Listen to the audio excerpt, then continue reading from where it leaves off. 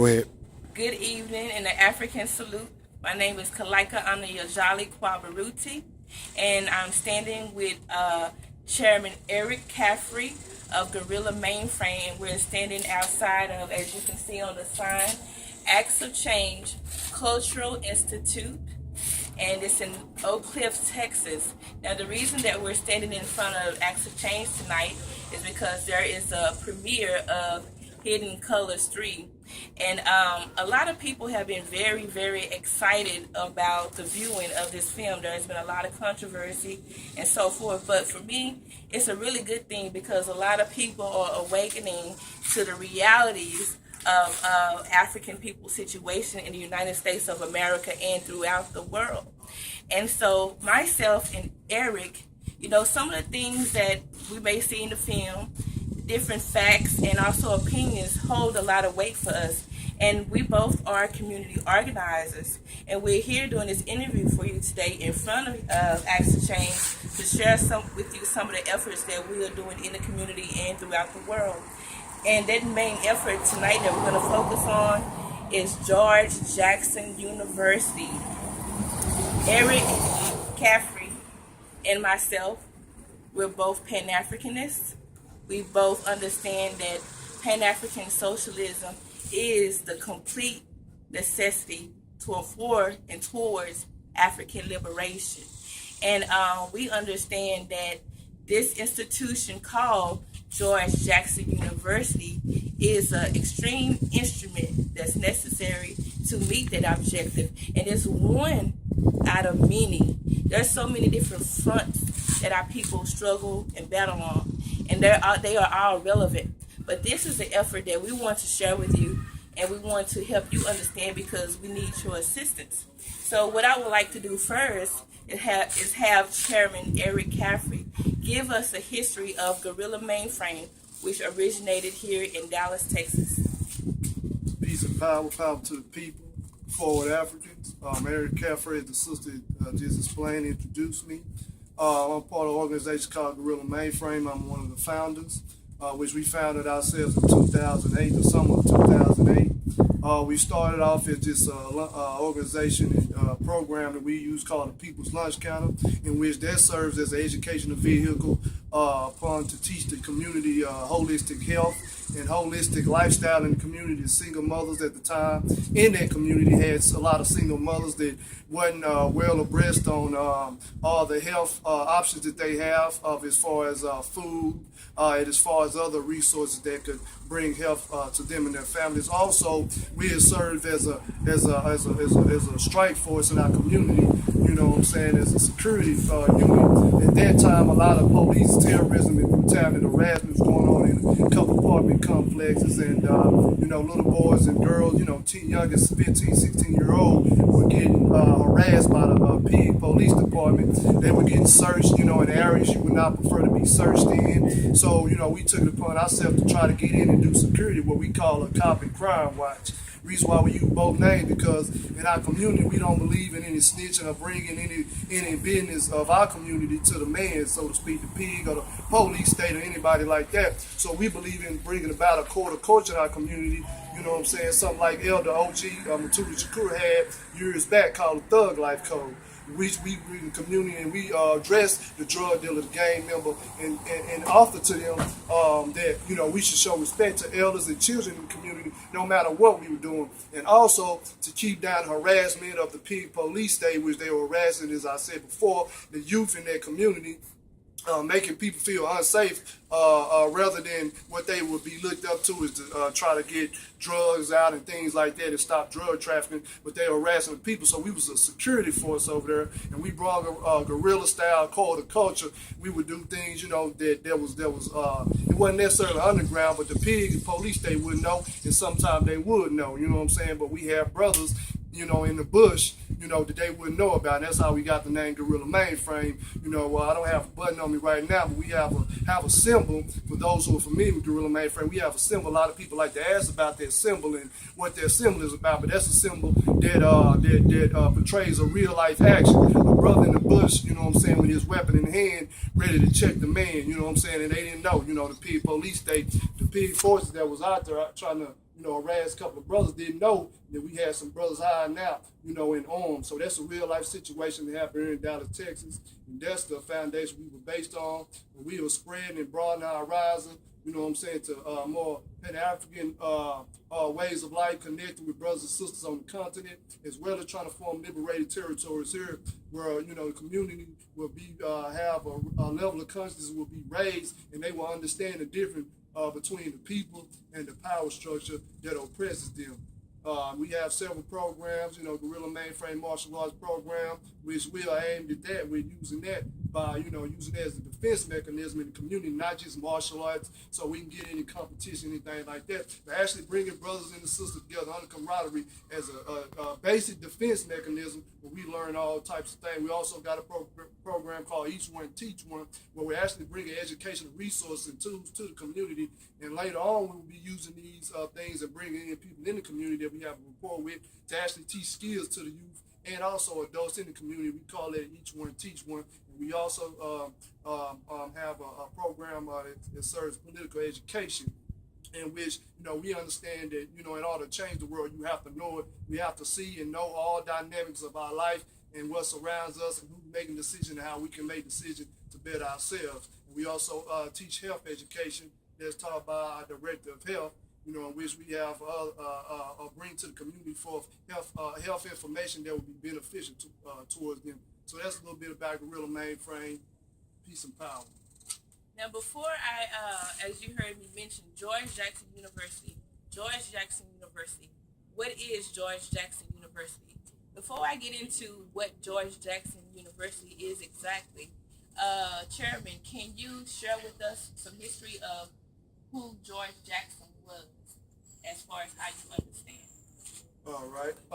As far as Guerrilla Mainframe is concerned, he is very influential on our ideology. Of course, we hold an ideology of Nkrumah, Sekou Touré, Amir Cabral, Thomas Sankara, examples in the African continent of African liberation and revolution. But we also understand that in this territory, in the new African territory, so to speak, that we have representatives in history that represented our experience here. We're still African people, but we have an experience here that is a little different than some of our brothers and sisters elsewhere. And George Jackson is a brother we hold key to as far as not only what he wrote, because a lot of people write a lot of things, but what he represented in his lifestyle. He was a political prisoner, went to prison behind a $7 store robbery when he was a teenager.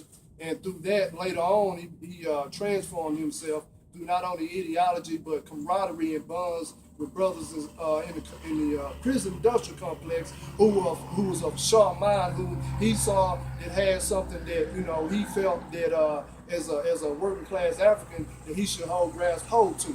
So once he grasped hold of that, he unified with the other brothers, and formed an organization and became one of the best we ever seen.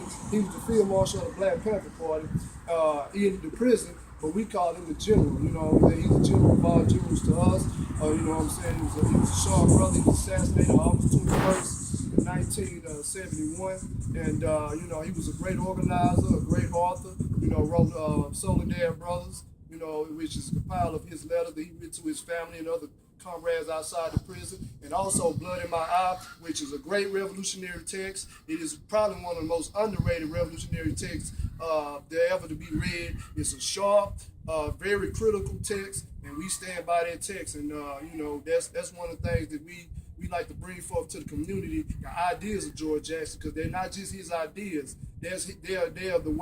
They're his understanding of how history has been written, and also how, what has been passed down to him, how he understands it from elder revolutionaries that came before him in his time. So George Jackson, political prisoner, revolutionary, field marshal general, author of Solidarity Brothers and Blood in My Eye.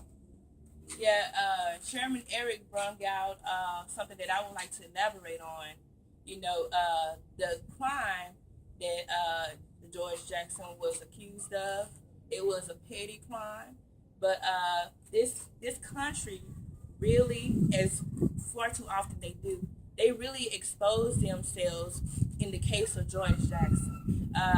For this petty crime, he was given a sentence of 2 years to life.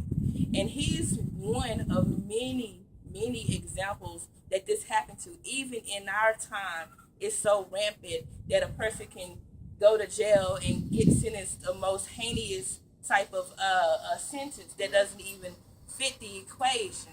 And but even more so than that, once you're inside of this institution, inside of this prison industrial complex, the gateway is open for you to get and gain more and more and more years, because there's so many avenues of the word I use, fuckery, involved in those type of institutions. So George Jackson not only had to battle a system, but inside of that system, he had to battle agents of that system, and then just all different types of dynamics. So George immediately knew that, hey, this is not right. There's no way that I should have to go through this. His family understood that. His brother, people like Angela Davis, and just the people in general. It was a mass understanding that this was an injustice. And we've seen this very clearly in the case of George Jackson. But the state had the power, and they chose to ignore this. And it's just like, let me spit in your face. Like, hey, come here, let me spit in your face. Hey, you over here, I'm going to spit in your face too. You know, it's just a blatant disrespect. And it was something that we are succumbed to, not just to be disrespectful, but because it's also a situation where they profit from our demise. So George Jackson being in there and understanding these things, he revolutionized himself because it was not for fun, it wasn't a fashion, but it was out of complete necessity for his livelihood. First, just to stay alive, but to not just stay alive, but to be validated, to validate your own self. And when you see an injustice, it's just a natural right, a natural law to struggle against that. And so since he did struggle against that, you know, Chairman said very wholeheartedly, you know, and not by himself, but since he did struggle against that, he became a greater threat. So it was their objective to kill George. It was their objective to not have people be born again like George. You know, it was their objective to have us, and it still is their objective to have people like us not transform. However, even though that's their objective, we have an objective. And one of our objectives is to eradicate recidivism. Recidivism is a process where you're inside of the prison industrial complex for whatever the reason may be, but it's set up and it's designed for you to go in and out, back and forth, back and forth. So we need to eradicate that. We need to eradicate realities where people have to put themselves into situations where they back and forth, whether it's a petty hustle just to feed your family or whatever the case may be. It's so many different dynamics. But we want to eradicate recidivism by creating the revolutionary African personality inside of every man, woman, and child of African descent. You know, the new African political prisoners are very staunch with George Jackson University. They have historically put in work in creating the George Jackson University. Chairman Eric and myself, we stand here as only an extension of all the work that has been done before us. It's just a continuation. A lot of people get so taken aback in their misunderstanding that there are not things going on. But a lot of stuff you don't even see being done. A lot of stuff is in the depths, in the depths, in the depths. There are people in the dungeons, and they still putting in work for you and I. So it's a small sacrifice for us to put in effort and create George Jackson University, which is an initiative that had been attacked by FBI, CIA inside of the prison system, the gang unit, individual gang unit. They put some attacks on, even there were lawsuits filed, but we came out on top. But what they try to do is they try to criminalize us as gang members, and we are not. We are only people who love our people, who want to see our people move forward progressively without any interruption. So George Jackson University the way it functions, a brief synopsis of how it functions is we create libraries that serve our interests, books that have health studies, math, science, writing, all kinds of things that we need, different skills and trades, health and medicine, and primarily African studies, Pan-African studies, and studies on culture and on language. And when we gather these materials, what we do is we make the material available for study groups inside of the prisons. When George Jackson had time on the yard, and a lot of the political prisoners, Sundiata or Tulu, anytime that they get time on the yard, they go on the yard and they build. They work out, whatever. They had a Qatari, they had an exercise regime that they do. They chant, they do their chanting, and they can, the little hour, whatever they have, they utilize it in the most effective way. And this made our enemies very, very, very mad. So what we understand is we learned something from their discipline. It was their discipline that have us here today. And so we want to reincorporate it. Now, I'm not saying that it's not already happening there, because there are a lot of people that go there, and when you're in those places, you have an ample amount of time to read if you're not interrupted. But we want to be a contributor to those processes, so those people can come who don't have life sentences, and even those that do have life sentences, they can be of service and still function in their community. And then we work wholeheartedly to free our political prisoners as well, because they still make contributions to our liberation. So George Jackson University will take those books, we'll send them to the study groups. Even speaking of the political prisoners, like in solitary confinement, I know in Pelican Bay, like most prisoners, they can get up to 10 books only. So after the 10th book, they want other books to read, but they can only have 10. So they'll send us stuff, we'll send them things like that. So it's an in and out process.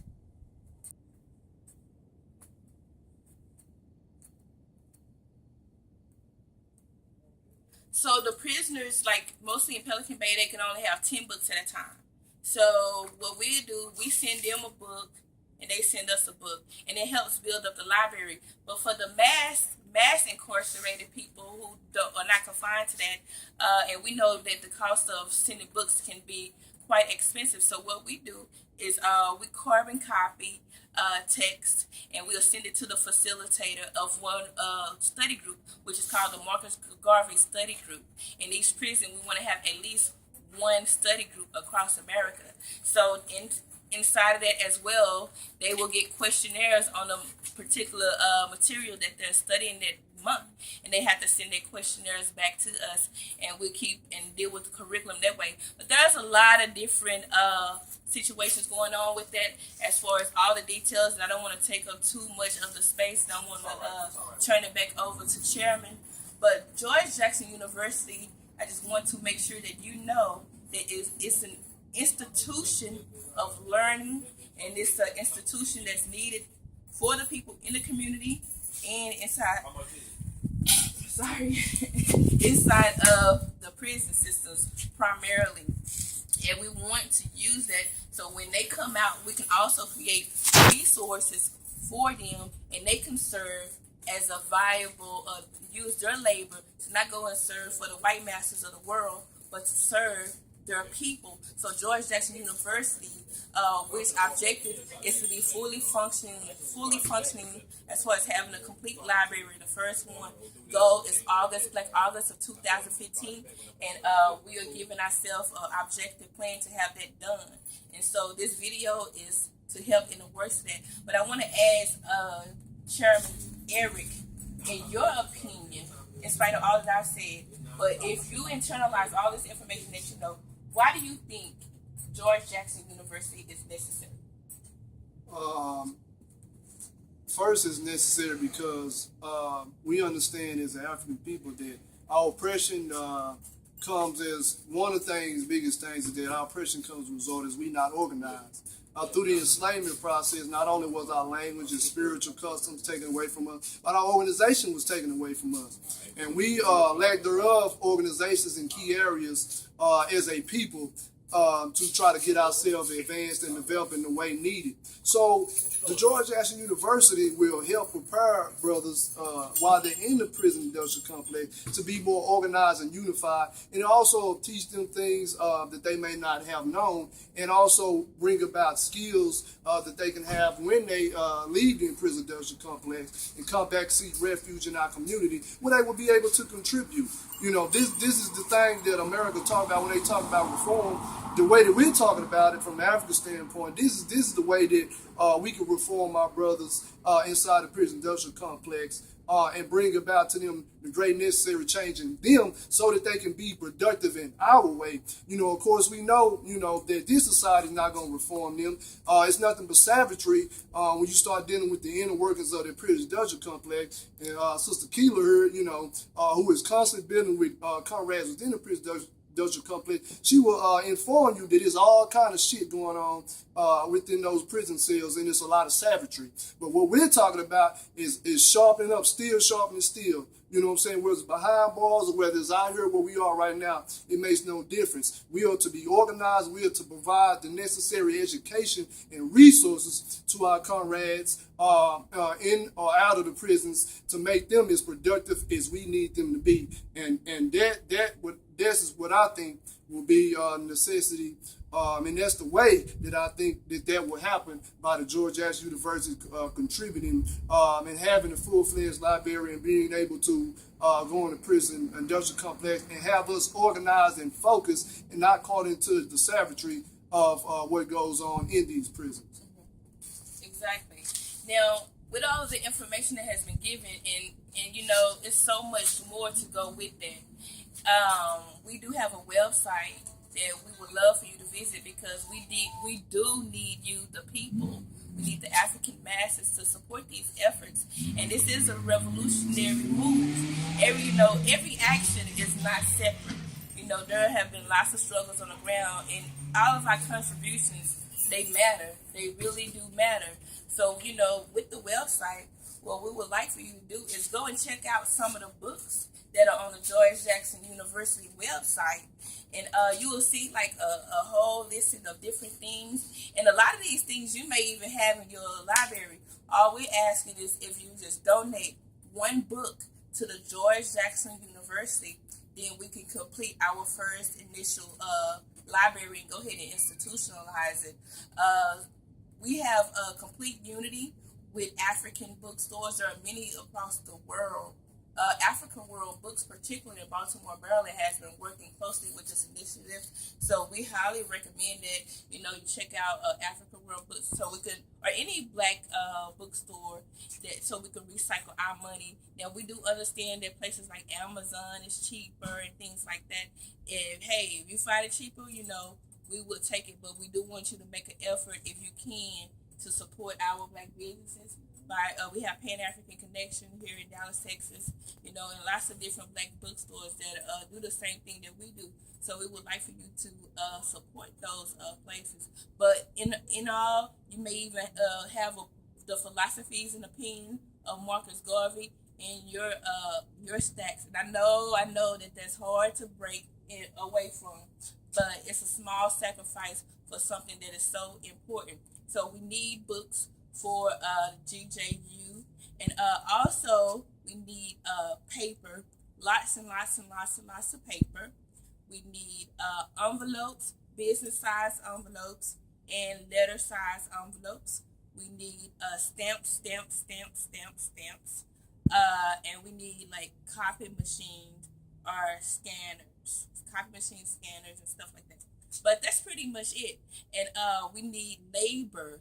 Yeah, we can't leave out labor. So people who love to study together, learn. We need people to develop the questionnaires that we're going to send. Like if you know the philosophies and opinions of Marcus Garvey, you've read it 1,000,000 times over, help us to develop the questions for that. Those questions that's going to be on the study guide or the exam or whatever. We need people to put in efforts, and even your contributions in doing that will create a certain type of unity in your community and those around you. You build camaraderie through the work. So we know the answers to our problems. We need a unified socialist Africa, and this is just one initiative of many that need to go forth.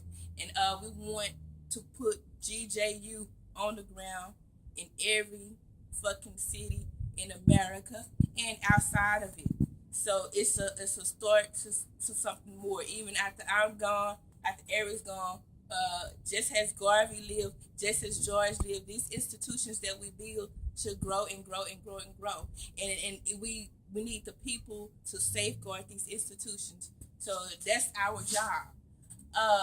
But in order to do those things, check out www.georgejacksonuniversity.com, and you can find out information there.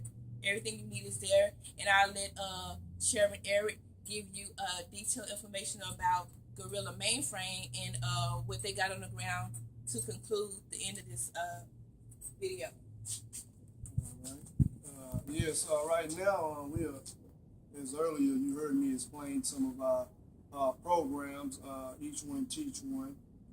Also, we are in process of gathering unity in the community with other brothers and sisters to create a black defense force. And this just to hold a vanguard role in our community as far as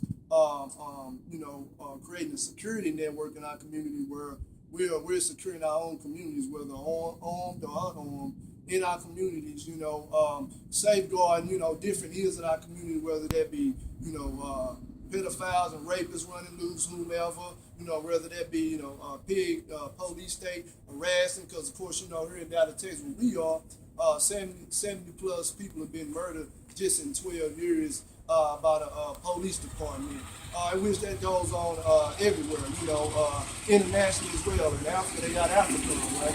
They got all these people, using puppeteers in Africa, what we call neo-colonialism. It has occupied armies in our African communities, trying to safeguard and steal the resources that they have now built. So in our communities, we have the same thing. We have gentrification. We have underdeveloped in our communities. So the Black Defense Force, we come up with ways to bring about organization between, brothers who are caught up in the street life, who can grasp hold of some of these organizations, and we can safeguard some of these community territories and areas through the Black Defense Force. As I said, each one teach one. We're still needing resources, much like the George Jackson University. We're still needing books and education materials to send youth and children and certain communities that we have rapport with. When we looking forward to making liberated zone, with sharing knowledge and information in the communities. We still have that. So, and to do that, to contribute to that, you can contact me at 214-514-9464. And also, you can go to Gorilla Mainframe on Facebook.